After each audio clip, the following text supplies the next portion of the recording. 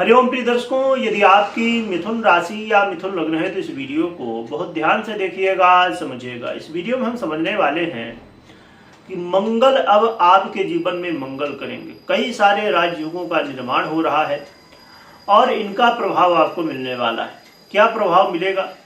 और ये जो मंगल के अच्छे प्रभाव हैं, राजयोगों के जो प्रभाव हैं, इन प्रभावों को प्राप्त करने के लिए बहुत जरूरी है उपाय करना। बिना उपाय के इन प्रभावों को मिलना थोड़ा सा मुश्किल है। क्यों और कैसे होगा? कौन सी ग्रह स्थिति है, मंगल की क्या ग्रह स्थिति है, कौन कौन से राजयोग बनेंगे, क्या उपाय करने होंगे जिससे संपूर्ण फल मिल सके, हमें सभी कुछ जानेंगे। वीडियो को आप पूरा देखिएगा, डिटेल से समझते हैं। तो आइए सबसे पहले हम मंगल की स्थिति को समझते हैं, राजयोगों को समझते हैं, फिर क्या प्रभाव होगा इनका ये समझें। तो मंगल महाराज 27 दिसंबर को रात्रि में 8:15 पर अपनी स्वयं की राशि वृश्चिक राशि को छोड़ के और देवगुरु बृहस्पति की मूल त्रिकोण राशि धनु राशि पर गोचर करना शुरू करेंगे। और ये गोचर काल इनका 15 जनवरी 2026 को रात्रि में 28:27 यानी कि 16 तारीख की सुबह, जो कि घड़ी में 28 नहीं बजते पर पंचांग की ये भाषा होती है, 24 के बाद फिर 25, 26, 27, 28 इस तरह। तो 4:27 16 तारीख को सुबह तक ये गोचर करेंगे और फिर ये मकर में चले जाएंगे धनु से। तो इनका ये गोचर काल लगभग 1 महीने 8 दिन का है। ये गोचर काल आपके लिए कैसा रहेगा? क्योंकि यहाँ पर कई योग बन रहे हैं। कौन कौन से योग बन रहे हैं आइए समझते हैं। मंगल 7 दिसंबर से तो गोचर करेंगे, परंतु 15 दिसंबर से सूर्य भी आ जाएंगे और इनका ये गोचर काल धनु पर ही होगा, जिसकी वजह से सूर्य और मंगल की युति होगी और सौर्य नामक राजयोग का निर्माण भी होगा। इसके अलावा 20 दिसंबर से शुक्र भी आ जाएंगे धनु राशि पर, जिससे यहाँ पर कला योग, कला नाम का योग निर्मित होगा। और सूर्य का ये जो गोचर काल रहेगा 14 तारीख तक रहेगा, तो 14 तारीख तक मंगल के साथ युति करेंगे और शुक्र पूरा समय करने वाले हैं युति। और इसके अलावा बुध भी 29 दिसंबर से धनु पर ही आ जाएंगे और मंगल के साथ युति करेंगे, जिसकी वजह से यहाँ पर मकैनिक योग का निर्माण भी हो जाएगा। तो ये 3 योग बनने वाले हैं। और इसके अलावा जब सूर्य और मंगल युति करेंगे तो 2 ग्रही, और फिर जब शुक्र आ जाएंगे 20 तारीख से द्विग्रही, और फिर जब 29 तारीख से बुध आ जाएंगे तो फिर ये चतुर्ग्रही योग भी बनेगा, क्योंकि चतुर्ग्रही योग बहुत ही कम देखने को मिलता है, तो इसका भी प्रभाव होगा। तो ये कई सारे राजयोग बनने वाले हैं, कई सारे योग संयोग बनेंगे, जो कि जैसे त्रिग्रही योग हो या 2 ग्रही योग हो या फिर चतुर्ग्रही योग हो, ये डिपेंड करता है कि कैसा फल देगा परिस्थितियों के ऊपर। जो कि त्रिग्रही योग तक तो ठीक है, जो कि बहुत अच्छा नहीं, परंतु जब बुध आ जाएंगे तो यहाँ पर और थोड़ी चिंताएं हो जाएंगी। तो क्या कैसे प्रभाव होंगे? एक और भी इसमें महत्वपूर्ण स्थिति है नक्षत्र के अनुसार समझना। तो नक्षत्र को देखा जाए तो 7 दिसंबर से लेके 25 दिसंबर तक मंगल महाराज केतु के नक्षत्र मूल पर गोचर करेंगे और 25 दिसंबर से लेके फिर ये मूल के बाद पूर्वाषाढ़ यानी कि शुक्र के नक्षत्र पर गोचर करेंगे 11 जनवरी तक, जो कि उस समय शुक्र के साथ युति पर भी होंगे। और फिर ये उत्तराषाढ़ा में 11 तारीख से लेके आगे गोचर करेंगे। तो ये गोचर काल है, पहले शुक्र का होगा, और जो उत्तराषाढ़ा है ये सूर्य का नक्षत्र है। तो सूर्य के नक्षत्र पे भी गोचर करना ठीक है, बहुत बढ़िया है। मंगल शुक्र के नक्षत्र पे सामान्य स्थिति, पर केतु के नक्षत्र पर गोचर करना अच्छा नहीं है, जो कि केतु को बहुत खराब भी नहीं कहा जाएगा, क्योंकि कहा गया है कि केतु का जो प्रभाव है वो कुजवत होता है, यानी कि मंगलवत होता है। तो यहाँ पर स्थितियां बड़ी अच्छी हैं, बड़ी महत्वपूर्ण हैं, परंतु ये समझते हैं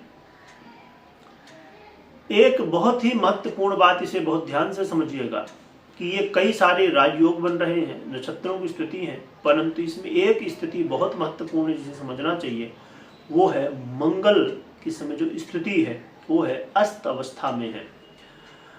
तो मंगल पूरा समय भी जब तक यहाँ अस्त रहेंगे, जब तक गोचर करेंगे, तो ये अस्त अवस्था को प्राप्त है। तो ये कई सारे राजयोग नक्षत्र धनु राशि पर गोचर करना, ये सब कहा जाए तो धरा का धरा रह जाएगा, तब जब हम मंगल को बलवान नहीं करेंगे। इसीलिए मैंने पहले कहा कि मंगल के लिए उपाय करना बहुत जरूरी है, मंगल को बलवान करना बहुत जरूरी है, तभी इन राजयोगों का या धनराशि में या इन नक्षत्रों का प्रभाव हमें मिलेगा। उपाय हम जानेंगे, पर उससे पहले ये समझ लेते हैं कि क्या कैसे फल में देने वाले हैं। क्योंकि देखा जाए तो मंगल महाराज ये आपके आय से हैं, यानी कि फाइनेंस का आधिपत्य रखते हैं, और आपके षष्ठम भाव का भी आधिपत्य रखते हैं, और वर्तमान में जब धनु में गोचर करेंगे तो ये आपके सप्तम भाव में गोचर करेंगे। अब हम समझते हैं डिटेल में क्या प्रभाव में मिलेगा। मंगल का गोचर काल आपके लिए कहा जाए कि व्यापार में धन लाभ कराने वाला, व्यापार में धन वृद्धि, व्यापार वृद्धि कराने वाला बनेगा। यदि व्यापार के लिए लोन लेना चाहते हैं तो और नहीं मिल रहा था, तो इस समय संभावनाएं बढ़ जाएंगी लोन मिलने की, व्यापार में लाभ। और इसके अलावा आपके लिए मंगल का ये गोचर काल देखा जाए तो कार्य क्षेत्र में भी बड़ा अच्छा प्रभाव देगा। कार्य क्षेत्र में आपके एनर्जी को बढ़ाएगा, काम काज में मन लगेगा, कार्य क्षेत्र में लाभ इसके मिलेंगे, जिससे करियर में ग्रोथ की स्थिति देखने को मिल सकती है, मान सम्मान भी मिलेगा।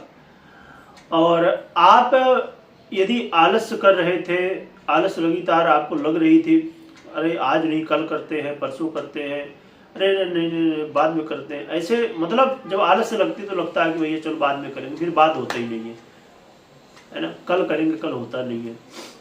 तो इस समय आपके अंदर एनर्जी बहुत बढ़ेगी, जिससे आप हर एक काम को बड़े जोश के साथ करेंगे।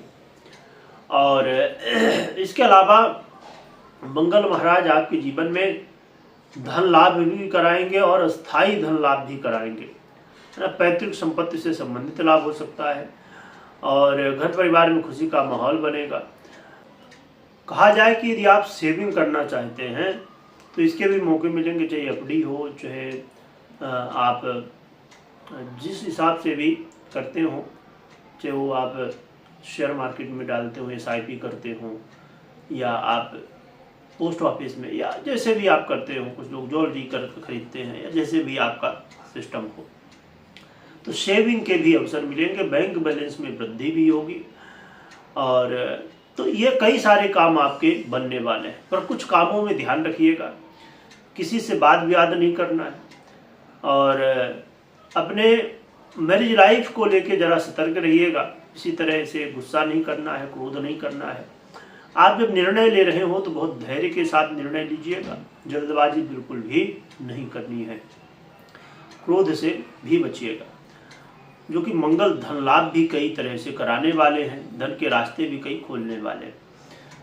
परंतु यहाँ पर ये जो अच्छे परिणाम मंगल के मिलने हैं, जो कि कोई बहुत कारक ग्रह नहीं है ये आपके, है ना, तो इनके लिए बहुत जरूरी है कि उपाय करना और मंगल को अनुकूल करना। क्या उपाय करना चाहिए ये समझ लेते हैं। मंगल को प्रसन्न करने के लिए, मंगल को बलि करने के लिए हनुमान जी की आराधना बहुत ही श्रेष्ठ है। हनुमान जी की आराधना कर सकते हैं, जैसे भी हो, चाहे हनुमान चालीसा करें, चाहे दर्शन करें, चाहे सिंदूर चढ़ाएं, या जैसे भी आप कर सकते हो, आपकी व्यवस्था हो, तो हनुमान जी की आराधना करिए। और हनुमान जी को प्रसन्न करने के लिए हनुमान जी का यंत्र आता है, हनुमत यंत्र आता है, और मंगल यंत्र भी आता है। तो अपने आप घर में या जहाँ भी आप व्यवस्था हो तो मंगल यंत्र और हनुमान यंत्र को स्थापित कर सकते हैं विधि विधान से। और इसके अलावा आप मंगल के रत्न मूंगा को धारण कर सकते हैं, लाल मूंगा जो होता है, परंतु रत्न धारण तभी करिए पहले पर्सनल कुंडली विश्लेषण करके ज्योतिषी सलाह लीजिए, उसके बाद ही रत्न धारण करना चाहिए। और आप मंगल के मंत्रों का जप कर सकते हैं, ओम भौमाय नमः, या अन्य मंत्रों का जप कर सकते हैं मंगल के। और मंगल के मंत्र का जो जप है ये मूंगा की, जो लाल मूंगा होता है, मूंगा की माला में यदि किया जाए तो जल्दी रिजल्ट मिलता है और मंगल प्रसन्न होते हैं, तो ये आप कर सकते हैं। और बाकी इसके अलावा आप कोशिश करिए, आपके जो भाई हैं छोटे बड़े जो भी, तो उनसे प्रेम से रहिए, बड़े हैं तो आशीर्वाद लीजिए, तो इससे भी मंगल प्रसन्न होते हैं। और एक बहुत सरल उपाय है, वो है रुद्राक्ष को धारण करना। तीर मुखी या तो 11 मुखी रुद्राक्ष धारण कर सकते हैं, जिससे मंगल प्रसन्न होते हैं। और ये रुद्राक्ष को धारण करना बड़ा सरल है। तो ये इनमें से जो भी उपाय आपको लगे कर सकते हैं, या सभी उपाय कर सकते हैं, परंतु ये बहुत जरूरी, चाहे ये रुद्राक्ष हो, चाहे मूंगा हो, या अन्य जो भी उपाय आप करना चाहें, तो सही चीजें मिलनी चाहिए, तभी ये प्रभाव देते हैं। तो यदि सही चीजें आपको चाहिए तो इस वीडियो को डिस्क्रिप्शन में लिंक मिल जाएगी, आप वहां से अपने हिसाब से देख सकते हैं जो उपाय आप करना चाहें तो। और ये बहुत जरूरी है कि आप अपनी पर्सनल कुंडली में चेक करिए कि मंगल की कैसी स्थिति है। यदि अच्छी स्थिति में तो आपको अच्छे फल मिल सकते हैं, यदि पीड़ित अवस्था में है तो फिर ये फल नहीं मिलते हैं। दशाएं कैसी चल रही, सभी कुछ देखना चाहिए। तो पर्सनल कुंडली विश्लेषण के बाद ही कोई निर्णय लीजिए। कमेंट में जय श्री राम, जय बजरंगबली लिखिएगा और खूब स्मरण करिएगा। वीडियो देखने के लिए बहुत बहुत धन्यवाद।